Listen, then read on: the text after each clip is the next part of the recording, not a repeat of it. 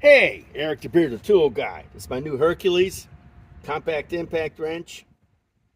What model number is this? I don't know. I can't remember. I'll put it in the description. But this is the latest one with the black rubber overmolding and an 8 amp battery down to 3.